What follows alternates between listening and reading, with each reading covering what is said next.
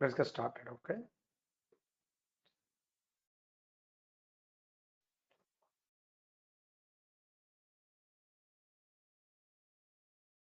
Yeah, let's start. So part of our MS SQL activities, the basics for data engineering, data analyst, and Python, they are interrelated to each other. DBA, database administration, architect, consulting, anyone, everyone, common SQL basics that we are learning here. And here we go. We start with introduction, database concepts, database types, DBMS, SQL Server advantage, versions and editions of SQL Server. Demo class. Second class is about installations, instance, authentication, connections, versions and system databases. Then we have SQL concepts for two classes, SQL concepts, graphical interface, DDL, DML, alter, add, truncate, drop, operators, aliases, and basics of queries, 2 to 3 classes, basics. Then comes MS SQL concepts, schemas, and migrations, transfer keyword. When you talk about schema migration, migrating a table from one schema to another is called transfer of tables. Okay, from schemas, we learn the next concept called constraints. I just put this way, something called constraints, basics. So constraints and schema, they're all MS SQL concepts. Here we learn about the concept of data validations, data integrity concepts with examples. In this process, we have something called primary key, unique key, and then we have something called foreign key and references, check, and default values, default constraints. Then we have something called identity property and null values, null and not null anyway. Nulls I call it, simply nulls. Next. So these are all like checklist activities for us. From here comes the concept of joins and group by queries. It's very, very important concept for everyone. Here we learned about something called as MS SQL joins basics. Joining tables with keys. And here we have something called inner join and outer joins. We got something called left, right, and full types. Something called cross joins and combining the data. From there we have something called group by concept, group by keyword. From there we have something called aggregations. There we have something called having uses for conditions, or simply say having conditions. From having conditions we learnt about the next item. From having conditions,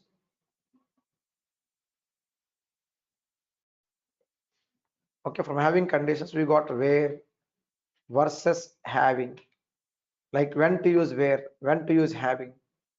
We got these concepts. Then we got joins with joins plus group by, then joins plus group by plus having. From there you can even have this activity join plus group by plus this basic subqueries are there that you can have in place of where condition.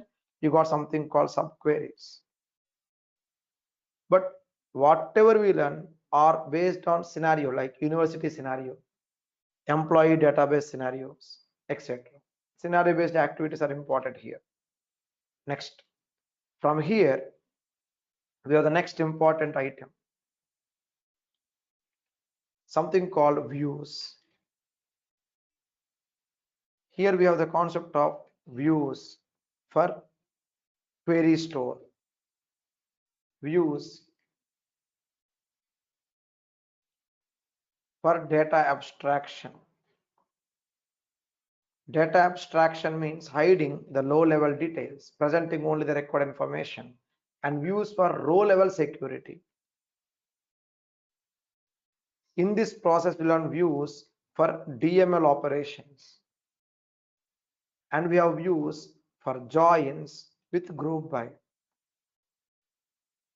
A group by queries can be stored inside a view, and from here comes limitations of views.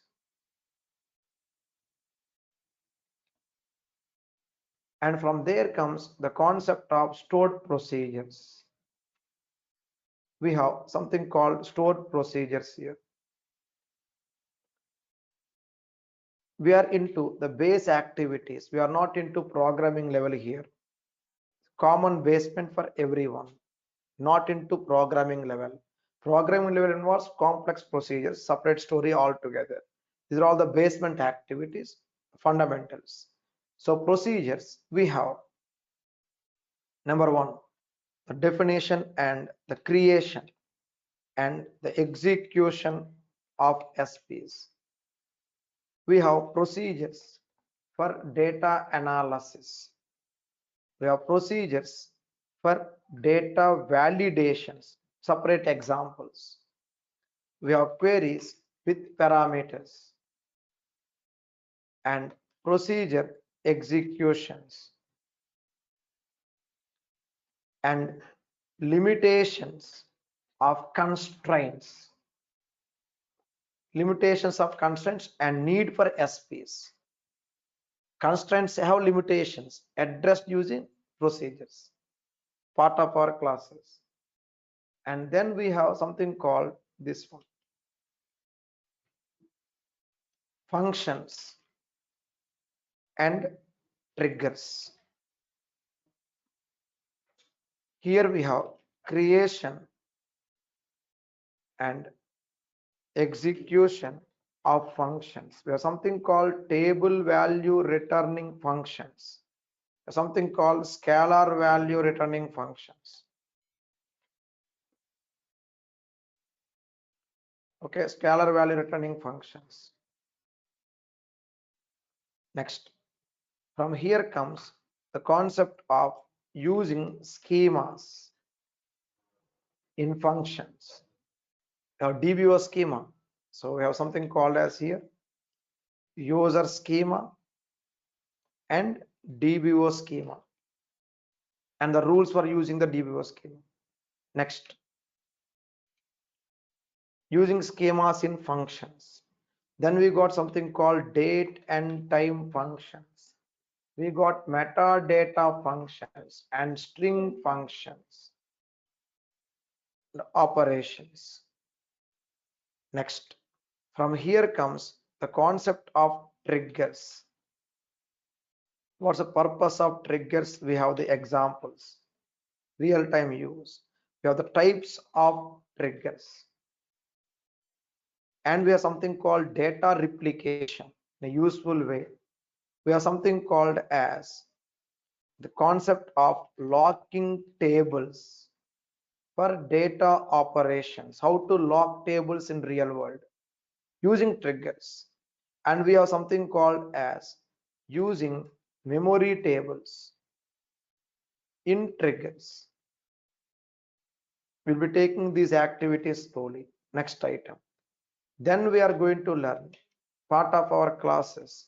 We'll be having the next item, transactions. The next items were transactions. We are going to learn something called transaction basics. So transactions mechanism, we have these examples, and acid properties we called.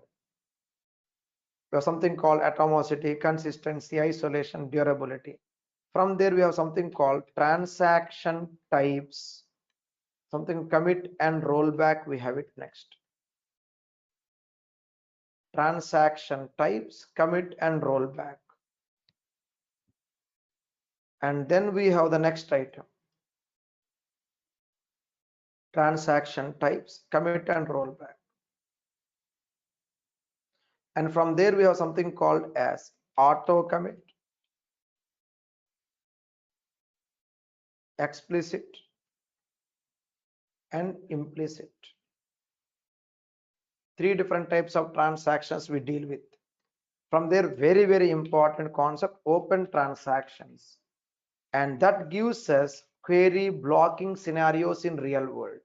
From there comes something called lock-ins. It's like a chemistry class, there is a lot of dependencies. One concept will decide the beauty of the next concept. We'll do one by one carefully. Lock-ins called read past, and other one read past, and other one is something called no lock. And using lock-ins in views and functions. Again, we have to go back to functions and views, applying transactions. It's like a chain reaction. They're all, it's a single database course, right? So multiple components. We need to understand like how they actually work together. Like our body has multiple spare parts, and all organs should work together to make me speak and make you hear, right? Or car or a bike has multiple spare parts, they should work together to get the vehicle move on in a correct way. Same way, database has multiple spare parts, all spare part needs to work correctly as expected, then only our data is safe. Just like our car has multiple spare parts, database also multiple spare parts are there: tables, schemas, views, procedures, functions, triggers, one more called synonyms. Very important concept called synonyms. In synonyms, here it is SY. Okay. Synonyms are basically permanent alternate names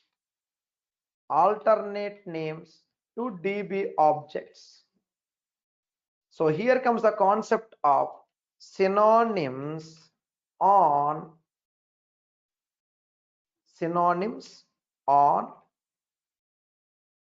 tables, schemas, and here we have something called two-part naming and three-part naming synonyms, and we have something called indexes. Indexes basics should be fine in this place. Detailed indexes separate tuning classes. We have 1 week only for tuning, separate entity exclusively for performance tuning. Here we are taking all the basics of indexes. So here comes the concept of indexes, the need and the relations with keys. Remember, constraints, procedures are friends. Constraints, indexes are dependent to each other. They are dependent to each other. Here it is. Constraints, procedures are friends. They can sail together, but indexes and keys, they have to sail together. Dependencies. We are going to love and understand the dependencies practically here. So we cannot see them separately. Very simple. Whenever you define a primary key, automatically index will be created. If I try to drop the index, it won't work. It won't work. It is always staying with key only. I have to drop the key, then index get automatically dropped. In some cases, we'll see examples. If index is already existing, in few cases, you cannot define a primary key at all. Dependencies. So when someone asks me like which one is great, index or constraint, both are having equal power. Some cases, constraints will decide the indexes. In few other cases, indexes will decide the constraints. That is a chemistry we need to understand here. So we cannot see them like a la carte in a star hotel. No. It is like our school chemistry lab. As simple as that. One small mistake, it's all about fumes and flames in your lab. That's it. Getting it now? We should be very careful here. Okay. Next. Really, one small mistake, it results in fumes and flames. Really, very amazing, beautiful subject. thanks to Microsoft. Here it is. Indexes, needs, the actual need and relation with keys we are going to learn. Here comes something called clustered indexes and non-clustered indexes. Okay, and then we are going to learn key dependencies and SP stored procedures with indexed synonyms, something new for our job work. We need all these, very simple. I will make it simple. For our job work we need all this content. These are all the basic activities. Then comes other important final touch. These are all part of our basics. Okay, here it is. It's all about SQL queries, the TSQL, also called MS SQL queries. So here comes mainly for audits and analytics. We are going to start with views and views with joins, group by, and we'll be understanding something called aggregations. From there we are going to understand Excel analytics. Sometimes in real world we see Excel users complaining slow reports. So we need to understand how it is and where exactly the problem is. Excel and SQL are good friends. Let me show you the friendship here on the screen itself. Okay, so here it is. Let's see carefully here. I'll just put this way.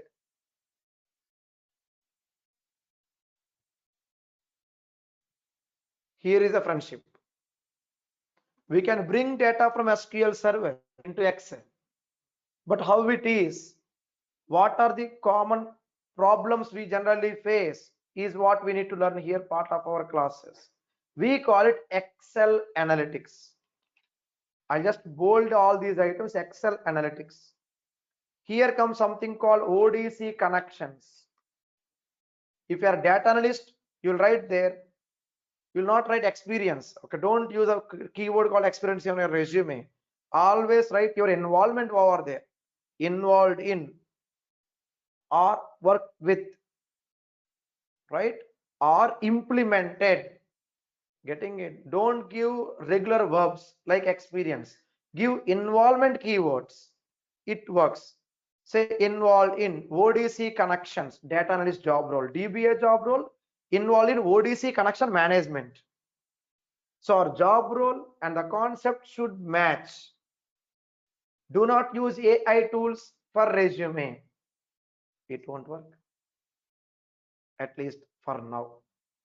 That is the feedback I have been receiving from a participants in the recent past. Okay, let's frame our own resume carefully. Keyword stuffed resume is important, not just the text. Keyword stuff is important there. Here we are going to learn ODC connections. We are going to learn something called Excel reports.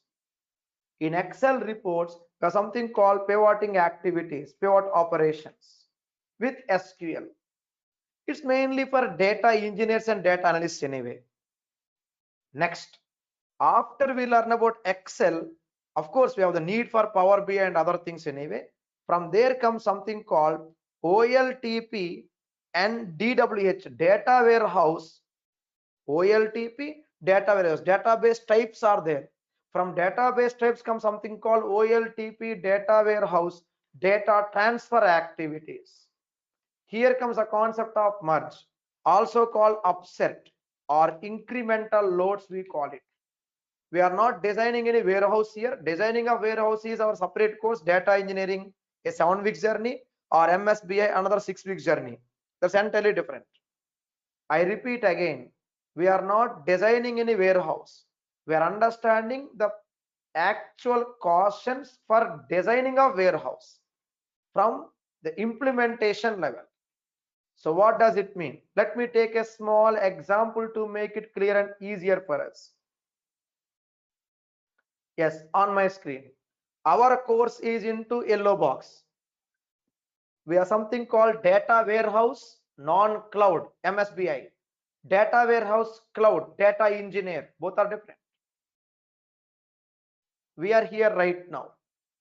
But I need to keep in mind your next journey, maybe in administration, DBA, or developer, or BI full stack, anything it can be, anything, any kind of activity, but the SQL concepts are same.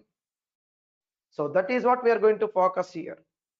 So here we go. We are going to learn about these activities one by one. Upset incremental load activities will do. From incremental loads comes other important concept, a case study. We are going to take a nice case study. There are actually 2 case studies for our classes, so that we'll understand like what exactly we are doing, what we are learning, and why to implement, where to implement, what to implement, etc. We'll do it slowly. Okay, to make it clear, this is the complete journey plan.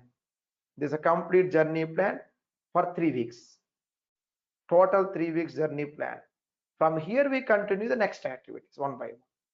Data engineering, administration, or BI, anything, analyst, etc.